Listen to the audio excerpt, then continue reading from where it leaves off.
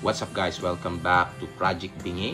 Kamusta kayong lahat dyan? So meron tayo dito isang subscriber na kung saan dinidescribe niya na meron daw lumalabas sa kanyang tenga, naluga at makate ang loob. Ano bang pwedeng gawin? So ang pwede natin gawin is ang tinatawag nating dry mopping, na kung saan magtutwist tayo ng tissue paper na sa ganun maabsorb yung pus o yung tinatawag nating discharge galing sa ating tenga. So, pinaka-importante during this critical time na huwag mapasukan ng tubig ang inyong tenga, huwag kumain ng malansa, at syempre, seek medical attention right away para ma-administer kayo ng antibiotics at malinis professionally ang inyong tenga. Kasi bukod sa pagluluga, suspecha natin meron ding pag-aamag na nangyayari, pagkakaroon ng amag na nangyayari sa inyong tenga. So hanggang sa muli, this is Project Bingi. Bye!